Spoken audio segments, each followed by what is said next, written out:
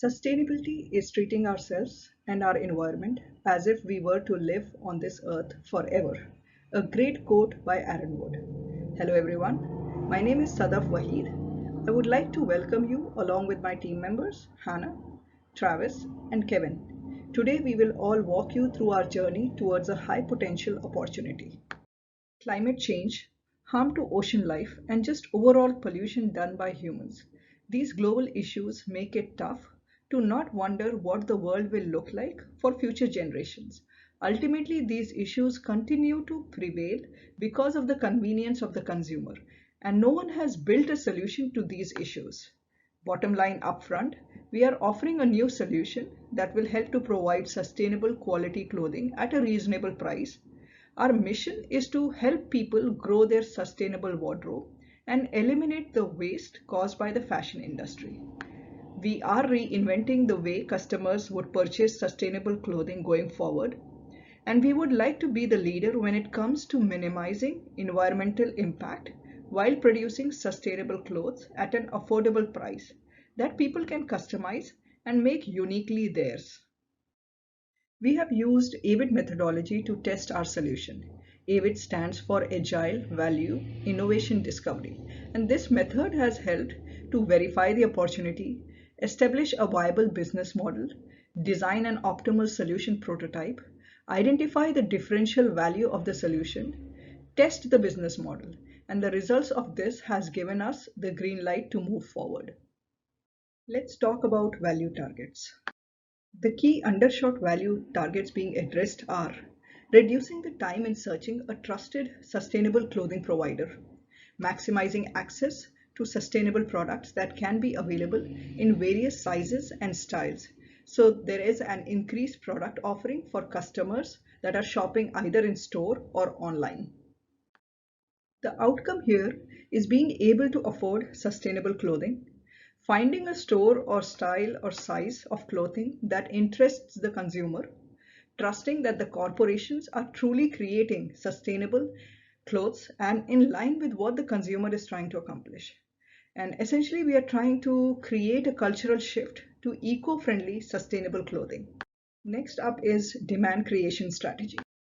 Talking about market entry and trajectory of innovation. Customer segmentation is a key activity, and the target segment for this product is customer that is looking to find eco-friendly clothing, customers that are looking for different styles and size, so fashion savvy, and the customers looking for quality products. The market entry strategy is to serve overlooked customer segment, erode competition over time, and then look for expansion over the horizon.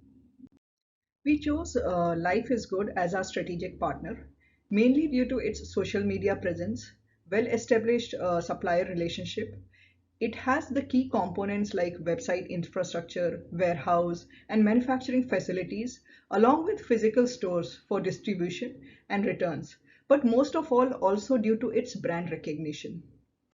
The next few slides will show how we have been thinking about branding and homepage. We chose an acronym CVED that stands for Scientifically Engineered Advanced Wearables that are environmentally and ecologically dependable. It also alludes to the fact that we are looking to reduce the price through sustainable material. One of the new cheap sources of sustainable material is seaweed that can be transformed into usable fabric. This slide shows the menu page with the ability to look for each category and also gives the accessibility to search products. We would like to partner with existing distributors to capitalize on wide-reaching shipping networks and existing distribution outlets. Our strategic partner, Life is Good, is distributed currently through 4,500 retailers, allowing better access for people.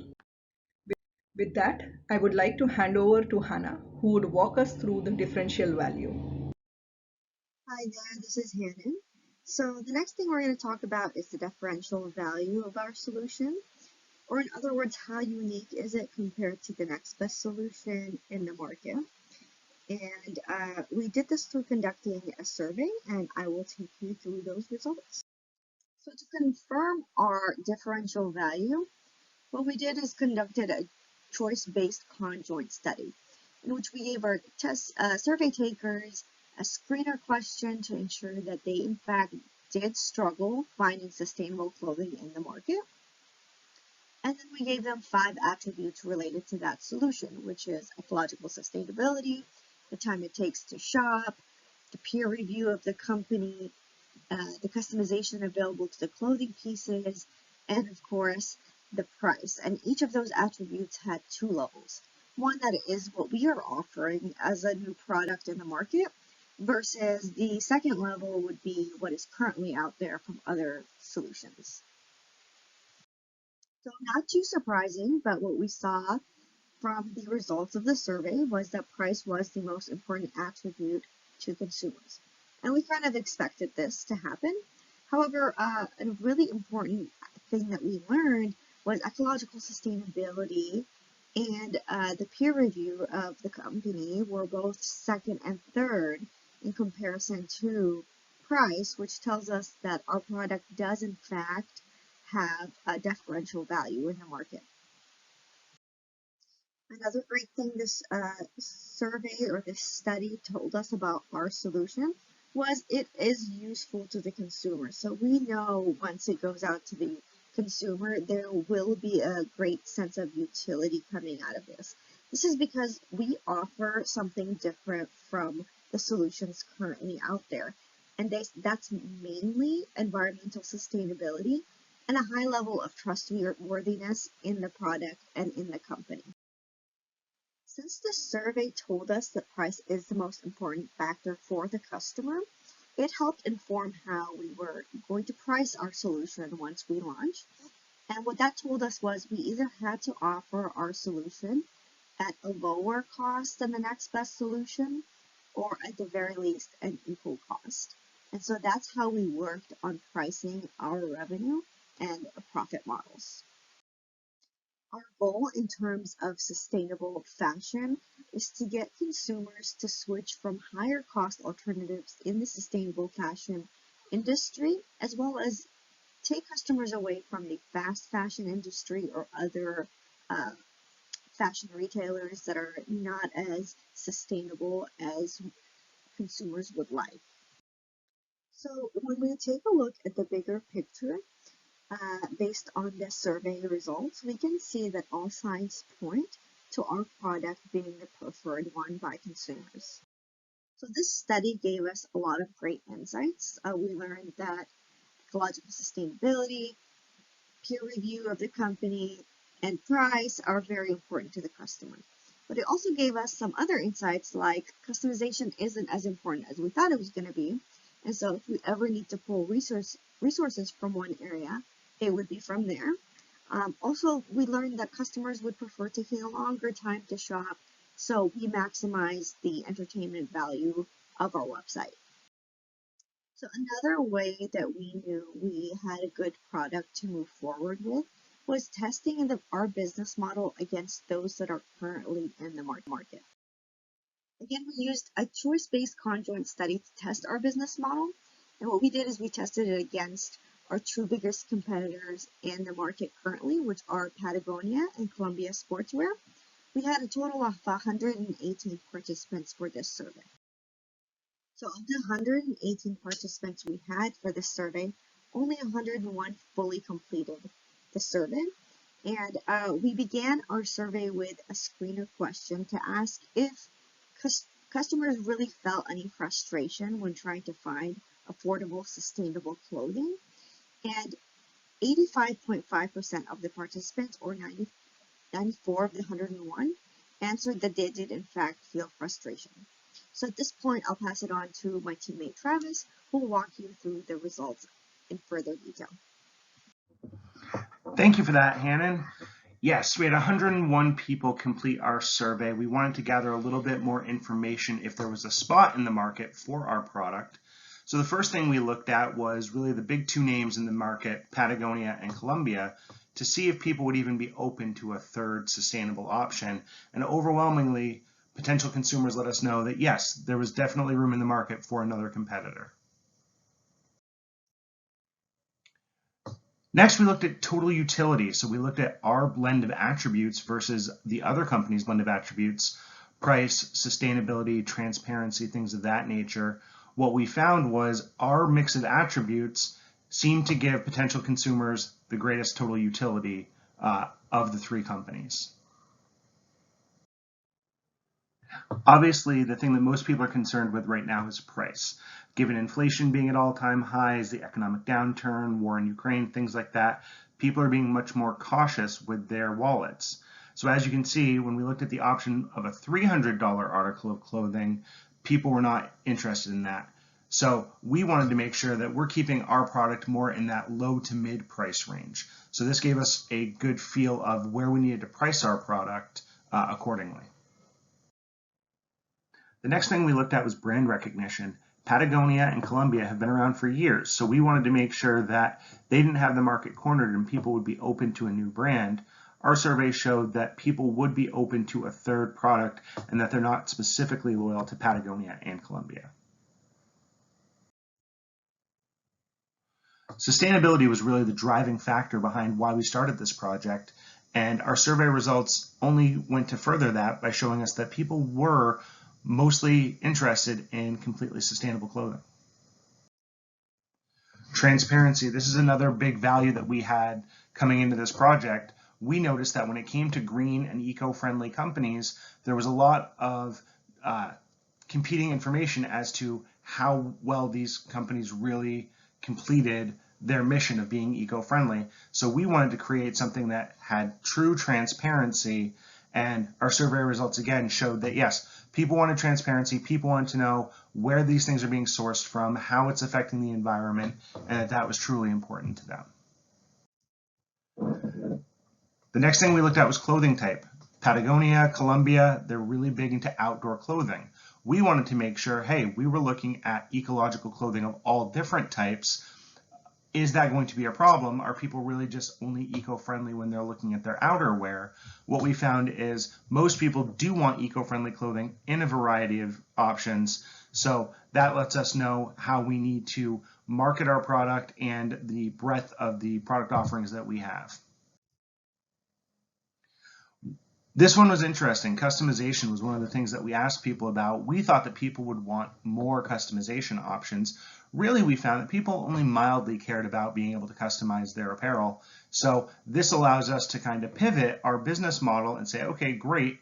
We don't need to have full customization abilities across all of our product lines. We just need to give people the ability to customize some to make it a little bit more their own.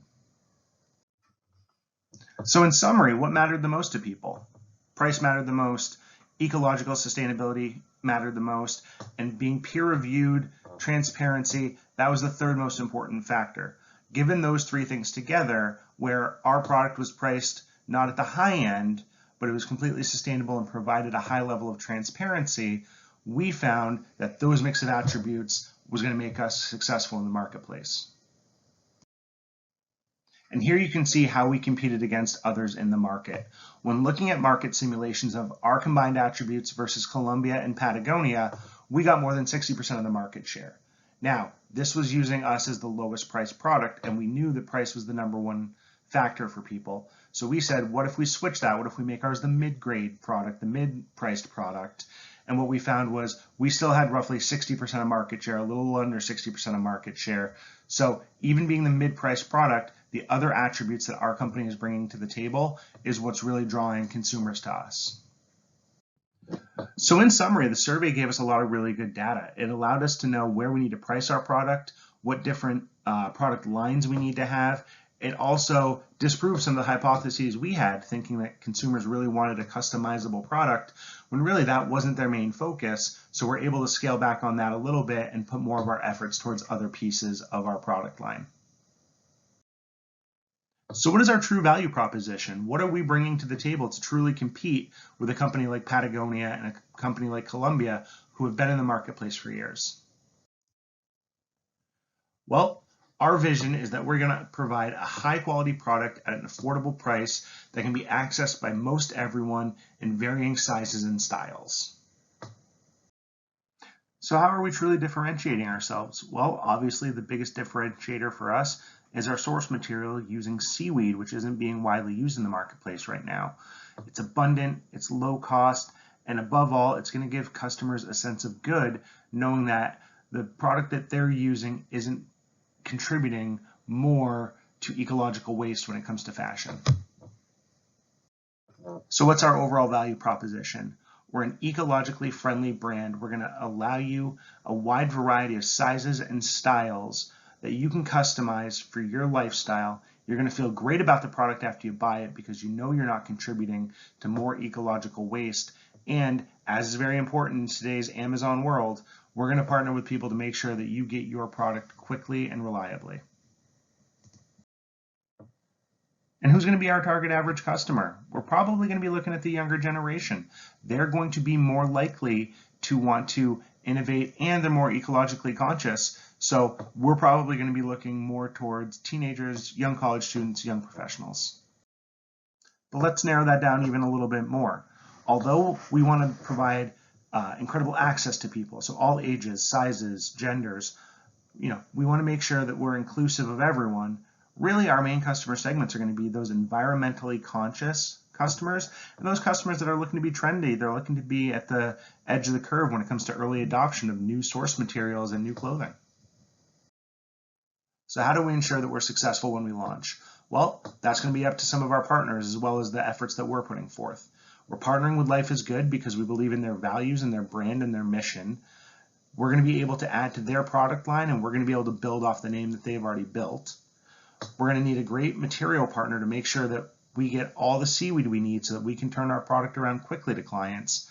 And we're going to need some great people kind of at a grassroots level, getting the word out about why seaweed is so sustainable, why it's ecologically friendly, and how this is better for the environment than some of these other products that people are using. Now, with that being said, there are business risks. So my teammate Kevin is going to go over some of the business risks and what we're looking to do to mitigate those potential downfalls. Thank you, Travis. And we have business system risks. My name is Kevin, and let's go ahead and go over this. Okay, so here we have our first risk, which is one of 4, seaweed supplier. We're going to be using seaweed as one of our main materials to build our clothing line. And there is a risk here. If the seaweed supplier is not producing enough as we're growing, then we will not be able to manufacture the clothing in time, and in turn we will lose revenue and customers, and eventually the business will fall apart. So that is risk number 1.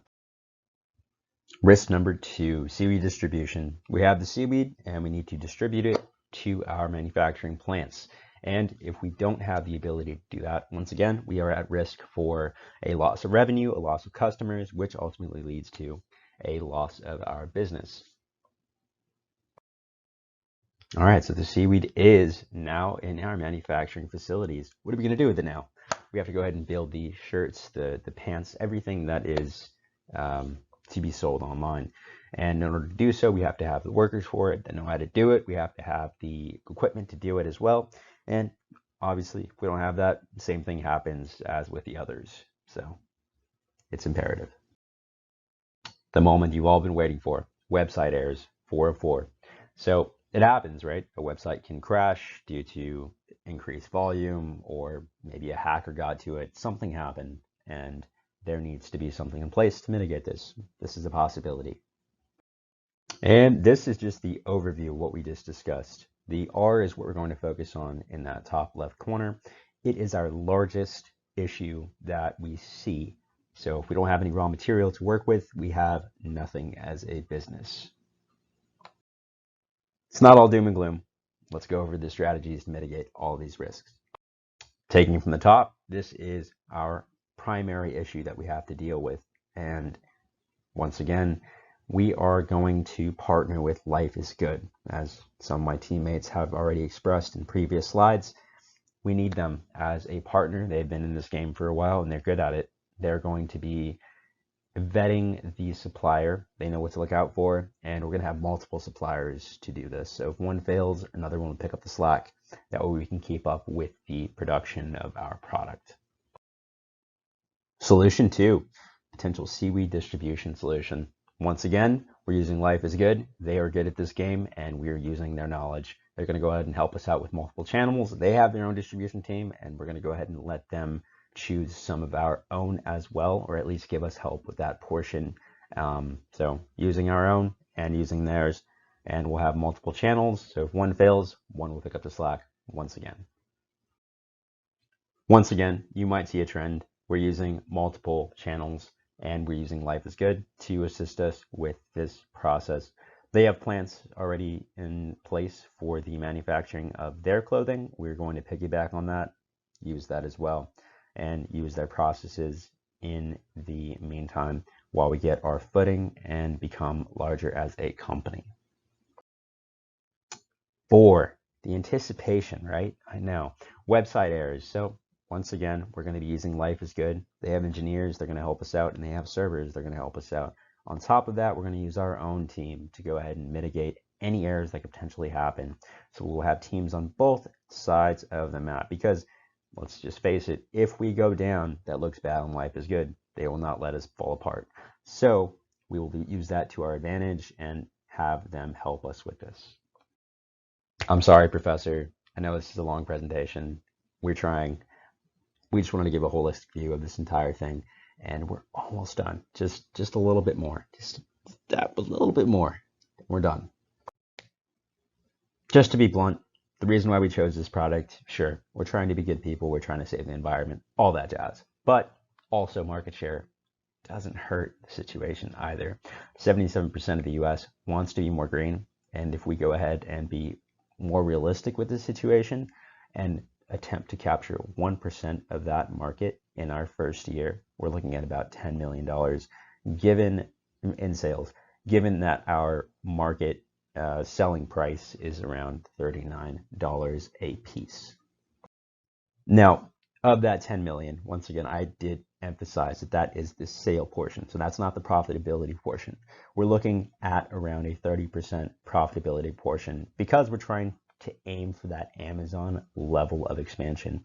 So we're looking at around $4 million from that 10 million as profit.